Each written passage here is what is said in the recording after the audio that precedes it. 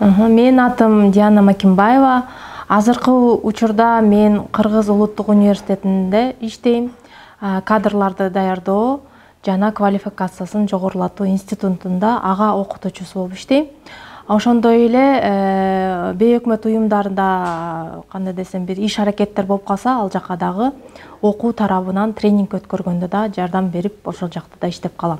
Эң негизинен мен кандай десем, мындай алкагы, иштеген алкагы бул үй бүлөлүк зордук, зомбулуктан сактоо боюнча, аялдардын, жаш кыздардын укугун коргоо боюнча иш алып барам. Жана өзүм дагы ушул боюнча илимий жактан изилдөө жасап жүрөм да.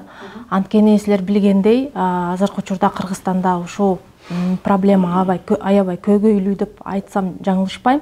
Бирок ошого карабастан кандай иш аракеттерди биз кылсак, кандай кылып бул жаман проблемалардан алыс болуш керекпиз, ошонун баарын изилдеп, ошону кандай талкууга чыгаруу да менин максатым. Эң негизинен бул долбоорду мен окуганда атайбай жакты, кыйын деген.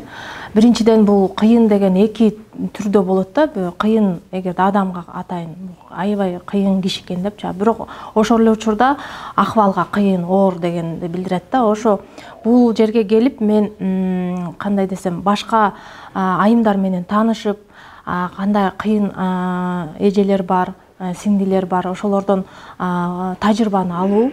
Биринчиден, экинчиден бул жактан программасын карап көрсөк, ораторский искусствондо үйрөтөт экен, өзүн кантип алып барыш керек, кантип сүйлөш керек. Ушул жерден ушул нерселерди үйрөнөйүн деп келдим. Мен мындай азыр биринчи сабак болду, тааныштыруу болду.